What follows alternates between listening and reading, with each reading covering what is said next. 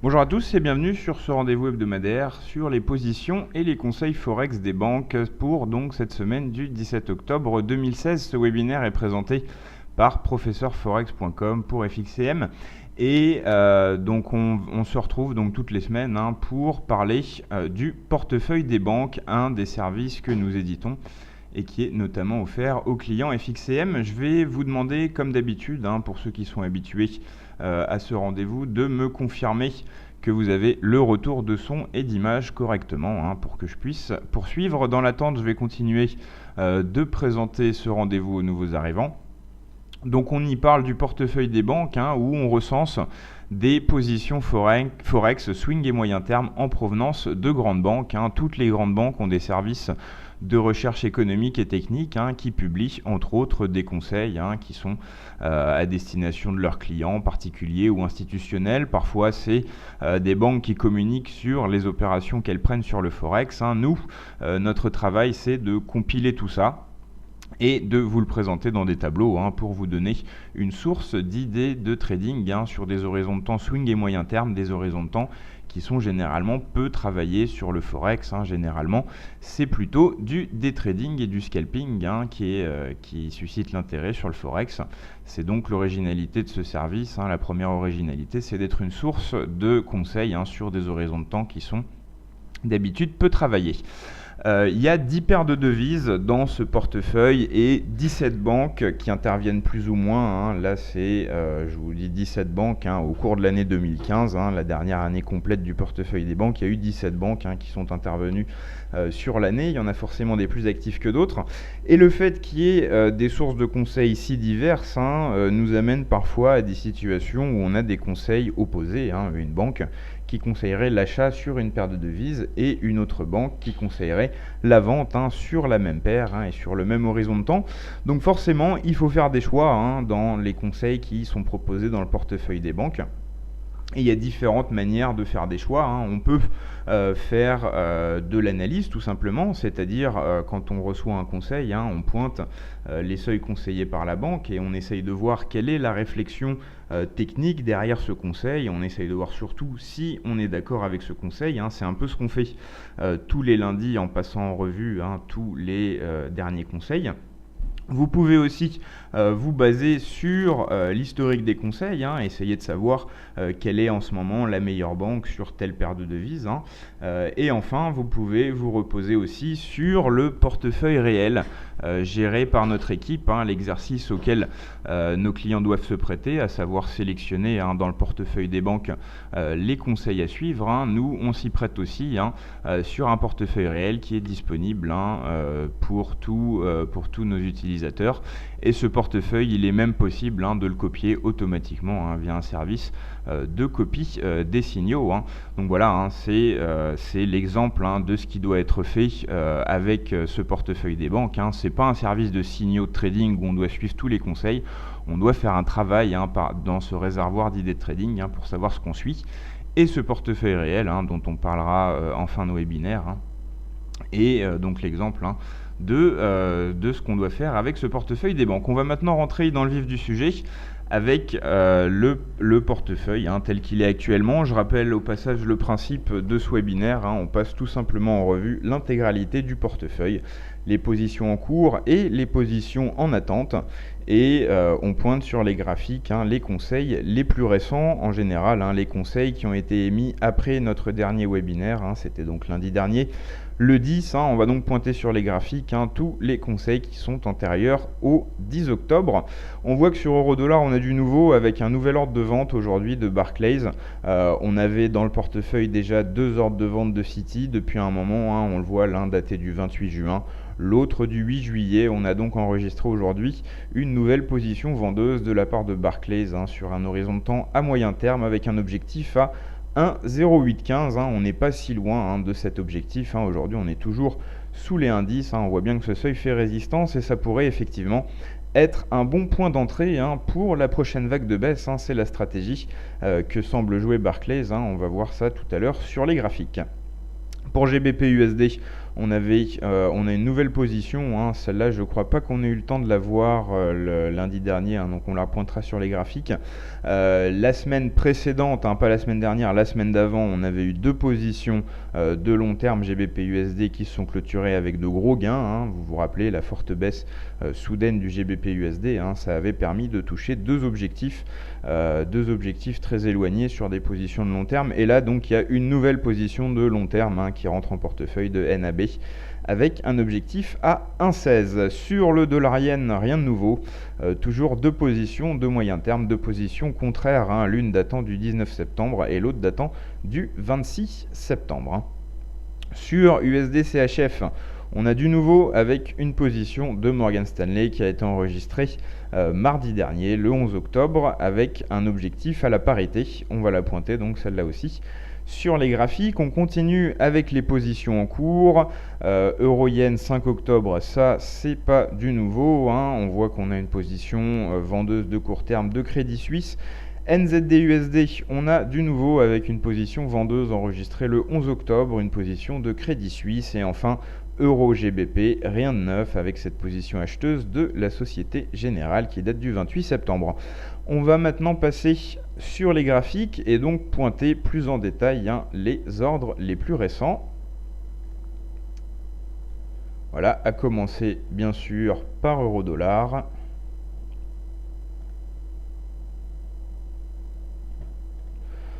Donc on a un graphique horaire sous les yeux. Je reprends de mon côté les positions.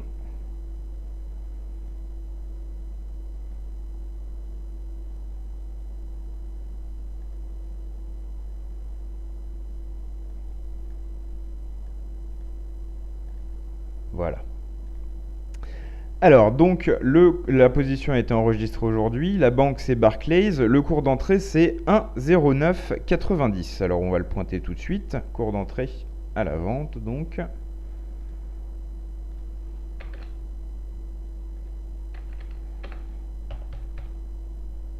Voilà.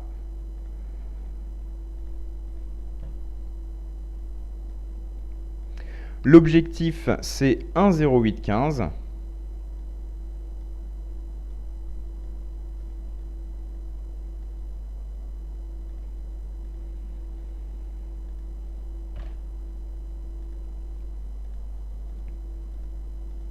Et le stop, 1,1170.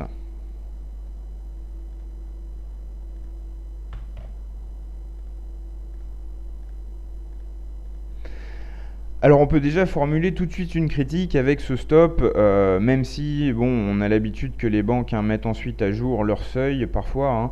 Là on peut tout de suite critiquer le stop qui semble, hein, assez large par rapport à l'objectif.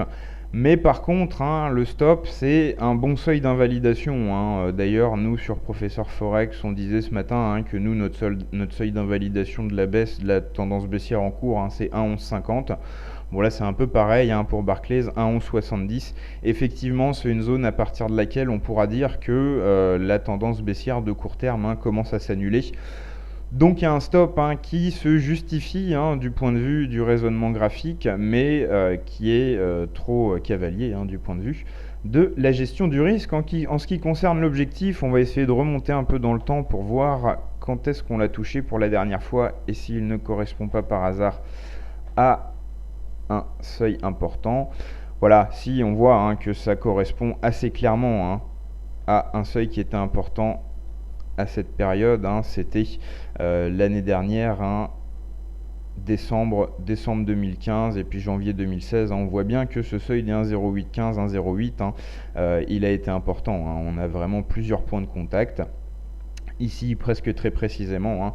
Donc on a effectivement, hein, un raisonnement graphique, hein, sur lequel se reposer pour justifier le stop, hein. Donc voilà, une position qui, malgré le stop qui ne respecte pas les règles élémentaires de gestion du risque, hein, une position qui peut s'expliquer et qui se tient debout et qui deviendrait une bonne position, hein, si si on passe en gain latent, si on passe un sous le cours d'entrée, qu'on commence à accumuler quelques gains et que la banque resserre son stop, c'est en général le genre de choses qui se passe quand on a des banques qui balancent des stops très larges comme ça. Donc voilà pour cette première position. La deuxième position que nous avions à passer en revue concernait GBP USD, une position de long terme. Donc on va se mettre tout de suite en données journalières. Voilà.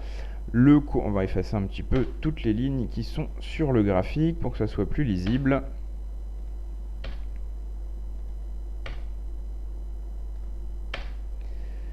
Alors, le cours d'entrée, c'est 1,2414. Je rappelle que ça a été enregistré lundi dernier au soir. 1,2414. C'est une position vendeuse, bien sûr, dans le contexte post-Brexit. L'objectif, c'est 1,16. Il est déjà pointé. Et le stop, 1,2750.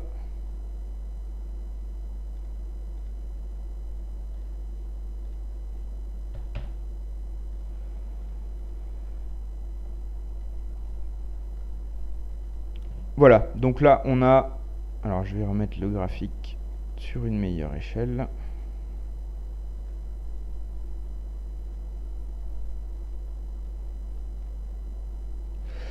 Voilà, donc là, le danger de cette position, c'est quoi? C'est qu'on mise quand même sur une cassure d'un seuil très psychologique, qui est le seuil des 1,20. Et on voit d'ailleurs que cette zone avait plus ou moins stoppé la forte baisse qu'on a connue il y a 2 semaines. Donc là, effectivement, on peut peut-être se dire qu'il va y avoir une pause autour de 1,20. Quoi qu'il en soit, la position est déjà en gain latent.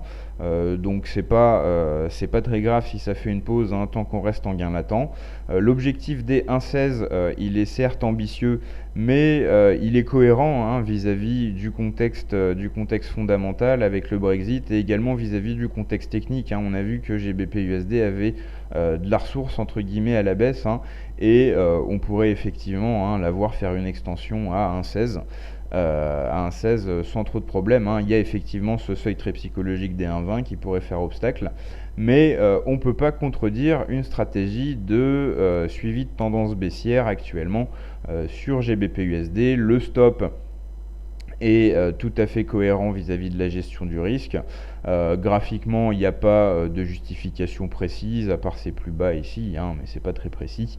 Donc voilà, une position qui se tient debout et qui se déroule depuis maintenant une semaine. Je rappelle, on est entré, la banque est entrée sur les 1,2414, on est actuellement sur les 21,52, un peu plus de 60 pips de gain, une avance qui permet de faire face à une pause confortablement. Je vais passer rapidement sur le panneau de questions que j'ai pas sous les yeux pour voir si... Ok, pas de questions. Très bien, on va donc poursuivre. C'était USD CHF, la prochaine paire que nous devions voir ensemble, avec une position de moyen terme de Morgan Stanley.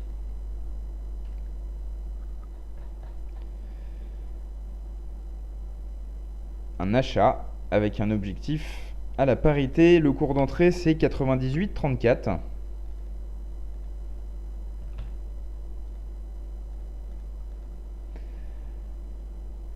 Le stop, c'est 98,34. Il a été remonté récemment à son niveau d'équilibre. C'est aller vite, comme on le voit, la position est déjà en gain. Et donc l'objectif, c'est la parité.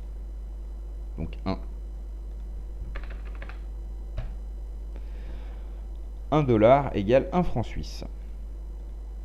Voilà, et comme on le voit, ça s'est passé bien tout de suite sur cette position. Dès qu'on a pris position, c'était par là, sur la cassure de ce seuil des 98,30 qui était résistance.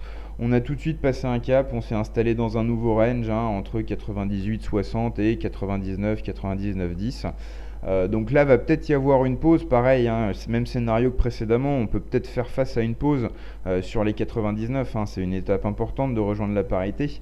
mais on a déjà des gains latents confortables qui nous permettent de faire face confortablement à cette pause, donc une bonne position. Là, il va falloir qu'on arrive à s'échapper des 99 pour pouvoir initier l'élan vers la parité, mais il y a déjà une position qui a été protégée, le stop a été remonté au cours d'entrée, on a des gains latents, donc pour l'instant tout va bien sur cette position USD CHF de la part de Morgan Stanley. La dernière position en cours que nous avions à voir concernait NZD USD, avec une position vendeuse de Crédit Suisse enregistrée le 11 octobre. Là, on le voit tout de suite que ça se passe moins bien. On voit que la paire est en hausse. Donc le cours d'entrée, c'était 70,85.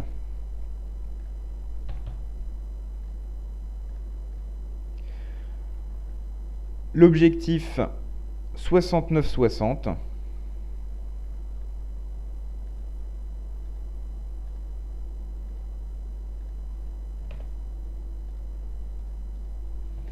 Et le stop, 71,46.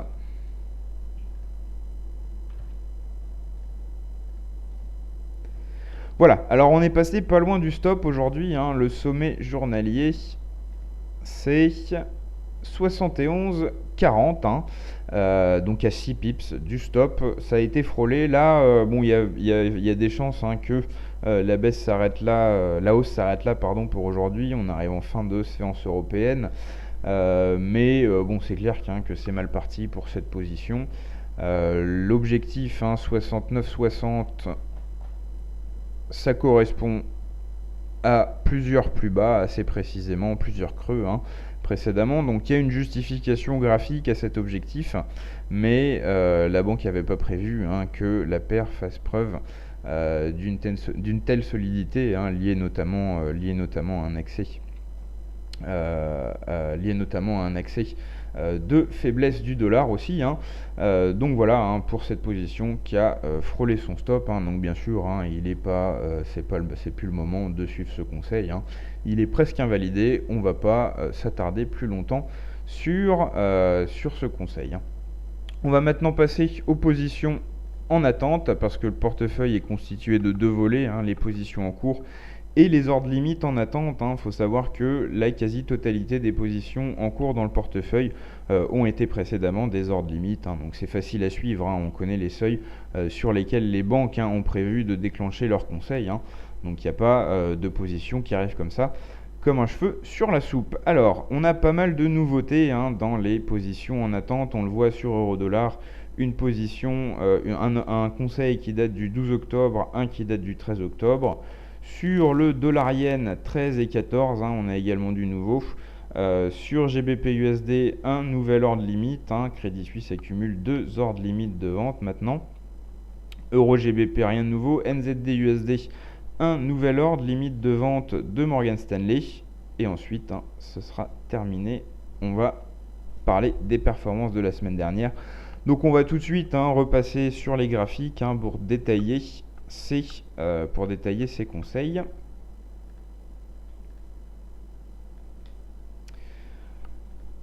En commençant toujours par euro-dollar.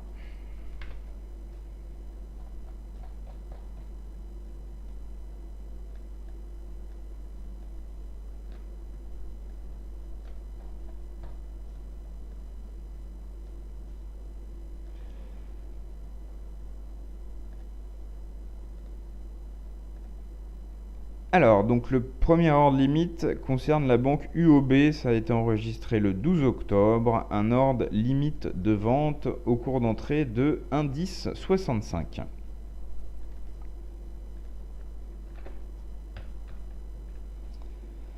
Ça veut dire que la banque attend que ça remonte à 1,1065 pour se positionner à la vente. L'objectif, une fois qu'on aura atteint les 1,1065, ce sera 1,0950.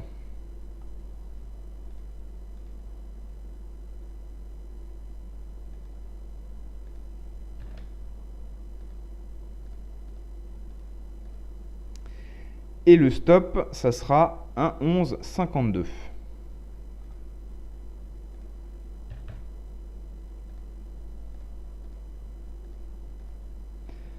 Voilà, alors un stop plus serré que la limite, mais c'est tout juste, hein. Un seuil d'objectif, hein, 1,0950, hein, qui est un seuil psychologique, mais qui est aussi un plus bas important, hein, qui date de cet été. Donc une justification graphique, hein, aisée pour ces seuils.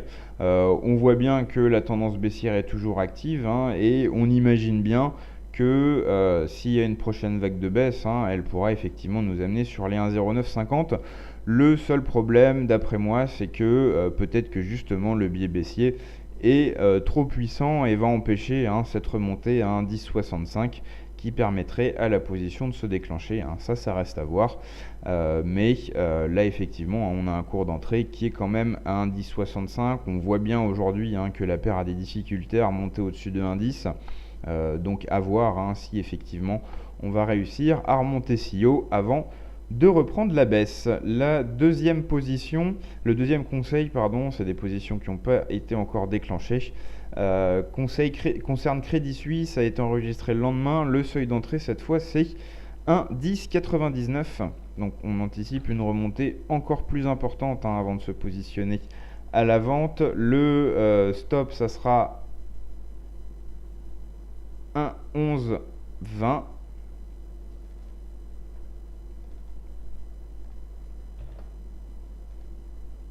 Stop serré donc. Et l'objectif 1,0955. Voilà. Alors là, il y a quelque chose d'intéressant, hein. On voit deux banques qui ont le même objectif, 1,0950, 1,0955. À 5 pips près, c'est le même objectif, hein. C'est des cas, moi, que je considère comme assez intéressants, comme quand plusieurs banques sont, quand 4 ou 5 banques sont dans le même sens, sur le même horizon de temps, sur une paire de devises, ou quand plusieurs banques ont le même objectif, ou le même stop, ou le même cours d'entrée. Ça veut toujours dire, selon moi, quelque chose, hein, même si on s'en fiche un peu du conseil de la banque, du conseil des banques, hein, le fait que plusieurs banques, hein, visent le même seuil, ça doit attirer notre attention d'analyste, hein, pour ensuite essayer d'utiliser cette information dans le cadre de notre trading, hein. Pour ceux qui sont réfractaires au conseil, hein, c'est aussi une autre manière d'utiliser une source de trading, une source d'idées de trading telle que le portefeuille des banques, hein, repérer des consensus, hein, quand on a plusieurs entités différentes qui sont du même avis, ça vaut le coup de creuser pour voir si par hasard il n'y aurait pas effectivement une opportunité à jouer, hein. Donc voilà pour ces ordres limites euro-dollar qui donc, hein, nécessitent des remontées à 1,1065 et à 1,1099 pour être déclenchés, hein. Donc on n'y est pas encore. On va passer au dollar-yen. Dollar-yen avec un premier ordre qui concerne Crédit Suisse, ordre limite de vente, enregistré le 13 octobre, ordre limite d'achat, pardon, enregistré le 13 octobre, pour le cours d'entrée de 102,90.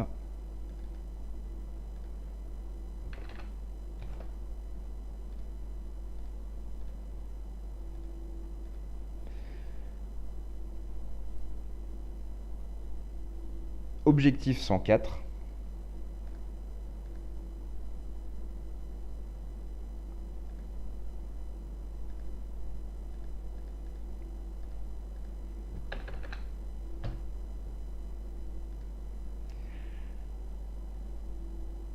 Et stop 102,68.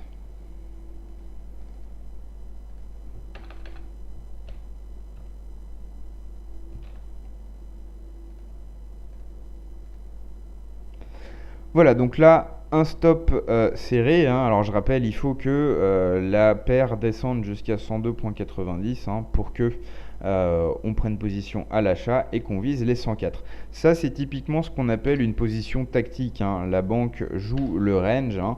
Elle vise un cours d'entrée sur le bas du range. Elle a un stop juste en dessous du range et elle vise à peu près le haut du range sans être trop gourmande, hein, en visant simplement les 104. Là, on a typiquement ce qu'on appelle une position donc tactique, hein, et c'est une bonne idée, hein, compte tenu de l'incertitude actuelle sur le dollar yen, hein. Si on retourne, hein, sur un test des 103, effectivement, ça pourrait être intéressant. Et surtout, le risque sera minime, parce qu'arrivé sur les 102,90, bon, on n'est pas loin du bas du range, donc si cette idée doit être invalidée, on le saura vite, il n'y aura pas besoin d'accumuler de grosses pertes avant de se rendre compte que c'est une mauvaise idée. Donc là, un risque intéressant sur ce conseil d'achat dollar-yen, mais il va falloir une baisse à 102,90 pour que ça se déclenche. La deuxième position dollar-yen, c'était la banque Morgan Stanley. Elle conseille un cours d'entrée à 102,50. Une baisse encore plus importante. Le stop, c'est 102, c'est 99,90.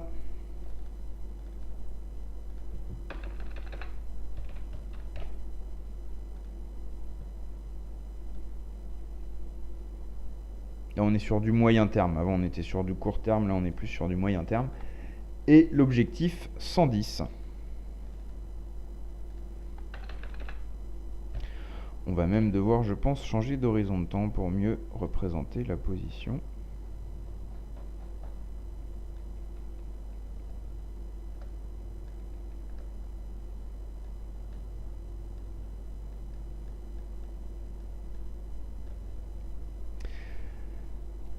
Voilà. Donc là, on attend une baisse à 102,50 pour viser une hausse à 110. Là, on n'est clairement plus dans un trade tactique. Là, on est dans un trade plutôt de retournement haussier. Le stop 99,90, c'est à peu près sur les derniers plus bas. Effectivement, si on marque de nouveaux plus bas, on pourra invalider les scénarios haussiers. Mais là, l'objectif est quand même assez gourmand. On est à 110 d'objectif pour 102,50 le cours d'entrée. Donc là, c'est vraiment un autre horizon de temps. C'est le genre de position qui est amené à être tenu plusieurs semaines, voire dans certains cas plusieurs mois. Donc voilà pour ce conseil qui, je le rappelle, concernait Morgan Stanley. On va terminer avec du GBP USD. GBP USD, donc un ordre limite de vente de Crédit Suisse enregistré le 11 octobre, cours d'entrée 1,2370.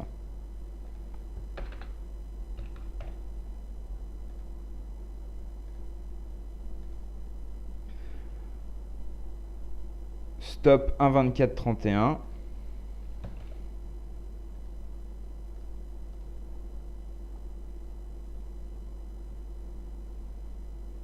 Objectif 1,2230.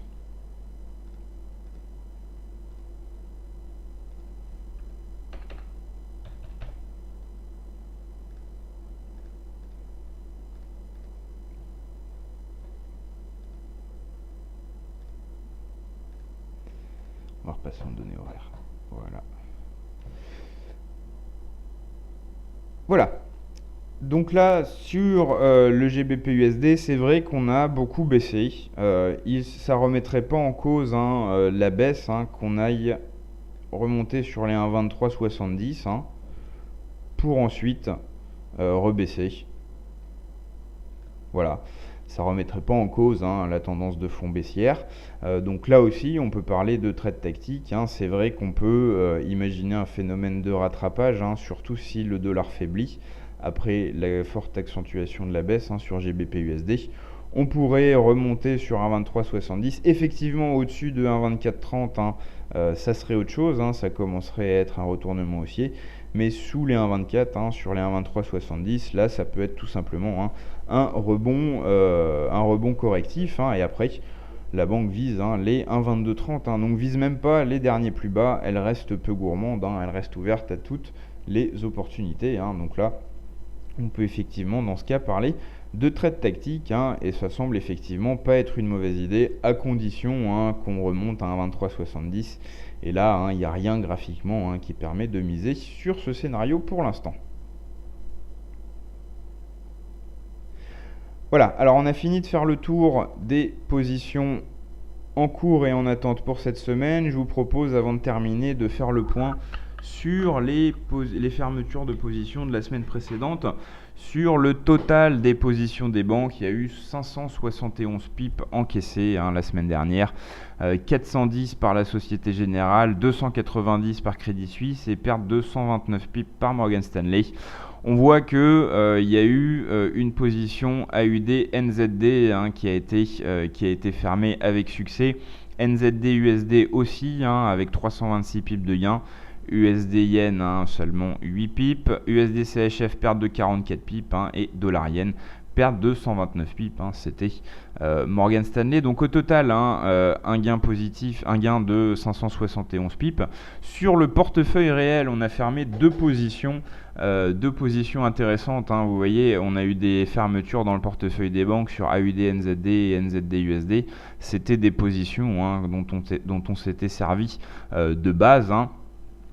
Pour des trades qu'on a passés sur le portefeuille réel, donc avec un gain de 382 pips sur AUD NZD, une position qu'on avait ouvert le 20 septembre et qui a donc été clôturée le 11 octobre.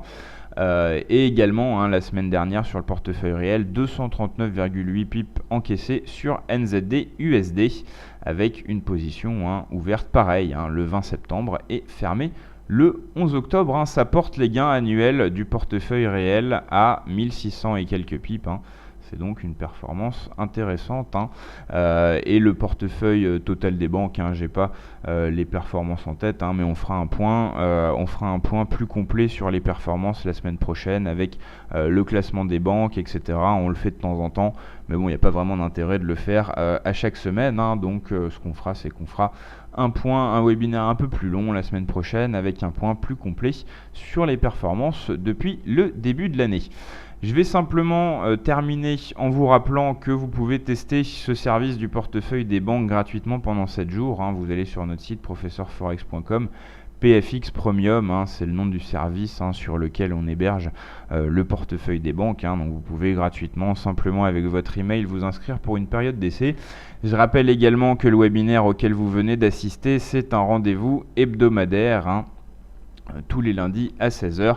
Et je rappelle aussi que ce service du portefeuille des banques, il est offert gratuitement aux clients FXCM pendant un an pour toute ouverture de compte. En plus de la formation Université du Forex, c'est notre autre service, une formation en 12 heures de vidéo. Voilà, je vous remercie de votre écoute. Je vous souhaite une très bonne fin d'après-midi, une très bonne semaine de trading. Et je vous donne donc rendez-vous lundi prochain à 16h pour faire un nouveau point sur les positions des banques sur le Forex. Au revoir.